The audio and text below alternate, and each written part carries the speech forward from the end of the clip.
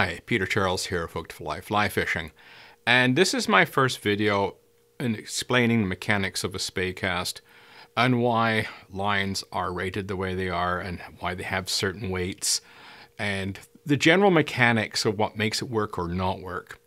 And we're going to use a model. You can see this model I have right here. Plus we're going to look at some video and see what's going on in a spey cast and why overhead and Scandi and Skagit are all different and why that's so. We're going to look at some basic mechanics. I'm also going to do a number of videos, and I'm going to repeat certain things in the videos. So I'm just going to use them to build and get a little bit more complex. I mean, this is going to get a bit technical at points, but that's the nature of spey casting. It's not simple like overhead casting. So we're going to get into it. We're going to look at this. We're going to look at video and trying to make some sense of what's going on. So let's start with the fact I've got two 8-weights over there, they're two-handers, switch rod and a 13'6" rod. One's an NRX Plus and the other one's an Asquith. And they both will cast overhead lines at 425 grains. So if I'm going to go to Cape Cod, I'm going to take a 425 grain Airflow Sniper, which is the 10-weight in overhead terms, and that's what I'm going to fish with. Now, if I'm going to use a Scandi head, those rods are rated for around about 5'10". So, and that would include sink tips. By the way, that would also include a sink tip if I was using it on an overhead line. So if you have a Scandi system with a sink tip, the total together would weigh 5'10". Now, if we're going with Skagit, 600 is the weight, suggested weight, but that doesn't include the sink tip. The sink tip could be another 150 pounds. So that's 750 pounds, 750 grains. So imagine that for a moment. You've got 425 grains for overhead, 510 grains for Scandi, and those include sink tip weights. And then 600 for Skagit. That doesn't include the sink tip weight. You can add another 150 if you're using, let's say, T14 with a little bit of extra weight. So how does it make sense? On the same rod? Well, this model is going to show you why it makes sense. So let's first start with the video. And I'm going to look at an overhead casting first. In this particular video, unfortunately, my line didn't show up very well when I'm casting, but we'll stop it right there. And that yellow dotted line shows that the line is going straight back off my rod tip with just a slight upward angle. And what this means is all of that line that's behind the rod is productive weight. What that means is the mass of that line, the entire mass of the line, can be used to load the rod. And when I begin to move my rod forward, the entire line comes with it. So I'm accelerating the entire line at the same rate. It's not like some bits accelerating slower than other bits. The whole thing moves forward at the same rate. Now, I'm not going to get into math, but you'll remember if you attended high school physics, force equals mass times acceleration. If I'm accelerating all of the mass at once, I get maximum force, which is the reason why overhead lines are light, because the productive weight is the entire line behind the rod tip, assuming that you're casting properly. So, and when I begin that acceleration and come forward, all of that line moves together. So, again, it stays straight. So the whole thing can be accelerated. Okay, now let's look at Scandinavian casts and see the difference there, because there's a fundamental difference. We're using a D-loop. So we'll just get the D-loop started here and we'll stop it. Okay. I've got all my my leader in the water, and I've got just the tip of the fly line in the water, and I'm making a D-loop. So if we look at our model, this is what it's like, only this point would be a little lower in my example, and that would be more like this. So that would be basically how this would work. Now, what that means is, if I compare this to an overhead cast, my green bit of tubing is the overhead cast, I go straight back. Now notice there's an angle with, I'll put that little yellow tubing there. You notice the angle difference. And this is critical. You've got all this line here, but it's at a bit of an angle. And you have all of that line there, and that's the overhead line going straight back. And then you have all of this line here, that's in the bottom part of the D-loop. Now, what's very interesting about D-loops is that any part of the line that's not moving when you make your forward stroke, which is a lot of the bottom of the line, that's not doing anything. It's not contributing to the load of the rod because it's not moving, or it's moving very slowly. If acceleration is 0, force is 0. So there's no force coming from that. Now you're going to say, what about the anchor? What's the role of the anchor? Why that fly in the water? Why so critical? Isn't that loading the rod? No, it's not. What that fly in the water does is it keeps the line from kicking backwards, because what happens when you accelerate a D-loop and you try to make a cast, if there was no anchor, it flies backwards. It tries to turn itself into an overhead line. It tries to go completely back behind you. And if you ever watch a video of somebody blowing an anchor, you'll see, you know, I can stand 30 feet from the bank and plant my fly in the bank if I blow my anchor. And so this is critical for maintaining the shape of the D-loop. Without the anchor, you don't have a D-loop. This thing goes flying back that way. So that's what's going on. We want to keep the fly in the water, maybe a bit of the leader, and the rest of this, from here down to around about here, this is the productive weight of the line. And of course, as the rod goes through the casting arc, more of this D-loop transitions into the top of the D-loop, which is where the productive weight is. So we'll see that here. So the anchor lands, as I say, just with the tip of the line in the water. And then as I begin my cast, you can see in the top of the D-loop here, all this is getting pretty close to being straight. It's starting to look like an overhead cast. And you have just this little bit of line here being picked up, and that's the unproductive weight. And look, the tip of the line is out of the water. So that's a critical aspect about this, is that you don't have any line in the water, and if there was a sink tip attached to that line, you know, I'm not talking about to the tip, but I mean, I think that's about a 35-foot line. So if that 35-foot included the sink tip, so the sink tip was, you know, the joint was around about here, you're going to end up with the same weight and the same cast. Nothing would change. It would look exactly the same as what you see on the screen.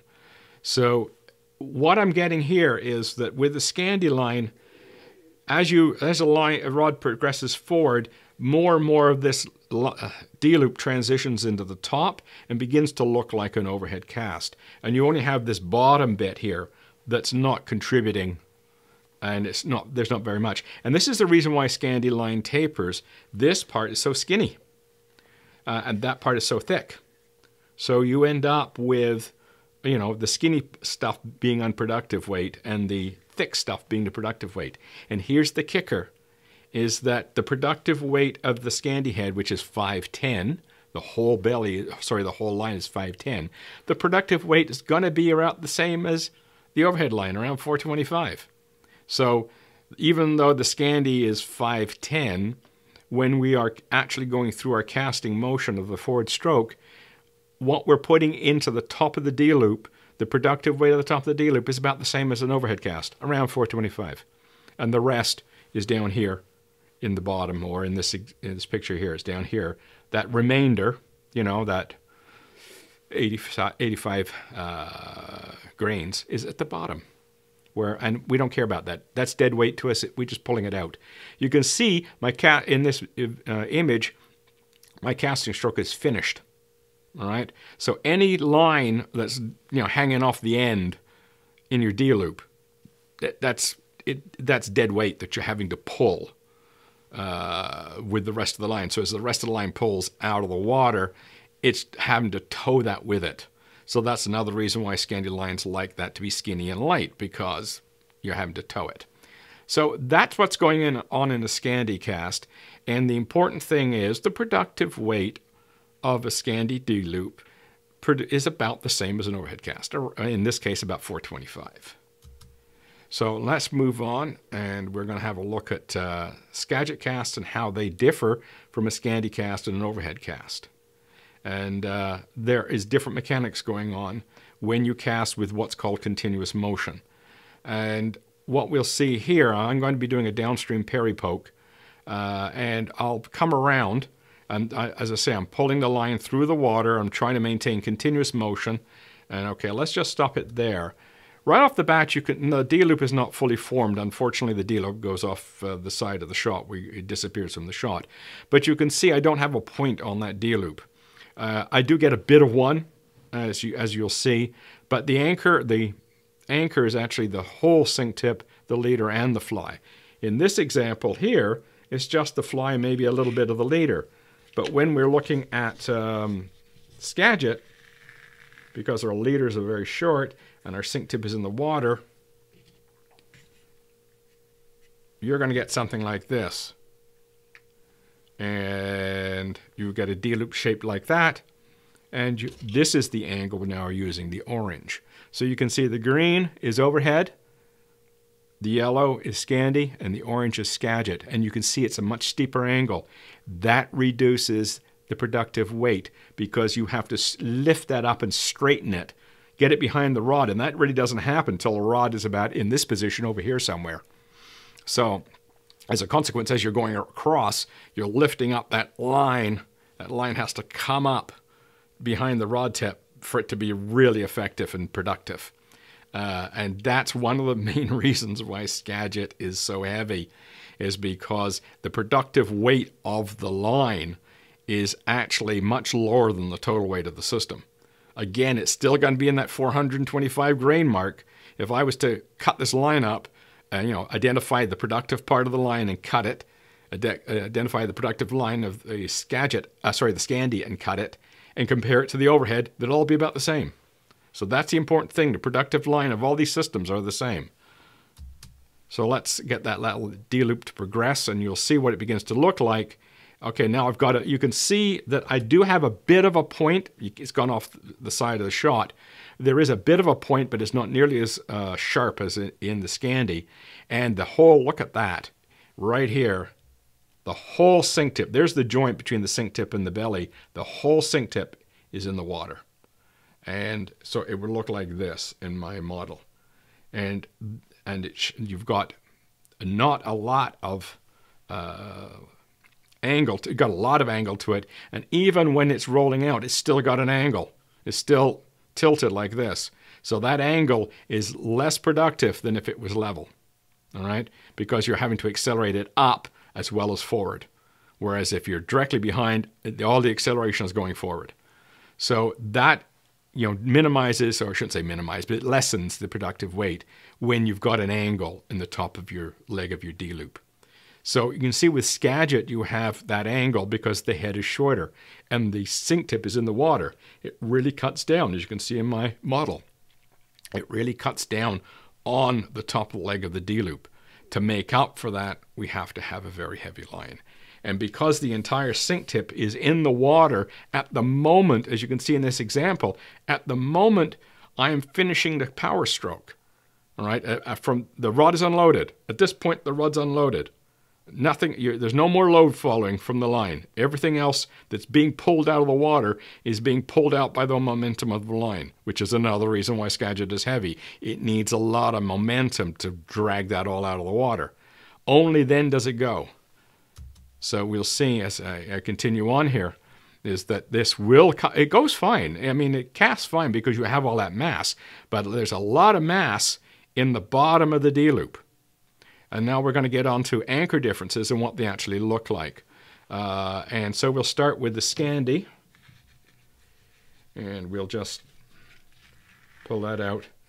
So that cast that I'm seeing in the top of this image here, you can see the blue line from my Airflow Combat Scandi line. You can see the tip's not in the water at all. It's just a bit of the leader and the fly. That's it. So you've got this nice pointy D-loop. You've got a lot of line up the top of the D-loop, and it's close to being horizontal. So that means you don't need a lot of weight there because it's very productive. It's not as productive as an overhead cast, but it's pretty close. So there's an example of why Scandi is lighter than Skagit. And if you look at the bottom image, which is the Skagit, it looks like this because the sink tip is all in the water. And you'll notice the rod position in both images the rod's unloaded, okay? So the Scandi, there's very little left in the bottom of the D-loop to move, because it's the mass in the top, the momentum of the top part of the D-loop, the belly of the line, that's moving that tip. And in the Skagit, same thing, but you've also got the water drag, because when that line fires forward, it's got to pull all of that out of the water. Now, I'm going to just digress a little bit, and then we'll close this video off and we'll move on to the next videos in the series. But you'll notice that Skagit heads have been getting shorter and shorter and shorter if you've been around this business for any length of time. The first ones I bought were between 35 and 37 foot long, not including the sink tip. So you had like 35, 37 foot head, then you put another 10 foot of sink tip on the end of that. And so you ended up with very large D-loops, but the mass of the line was, relative, about the same as we'd have now. So I said that my rods cast 600. Well, I'd have 600 grains spread over 35 feet. And you'd have a lot of line in the water like that, like I'm showing here. Now we're moving on to where we got down to 25 foot, 23 foot. Now we're down around about 18 foot, 19 foot, 20 foot. These very short Skagit heads.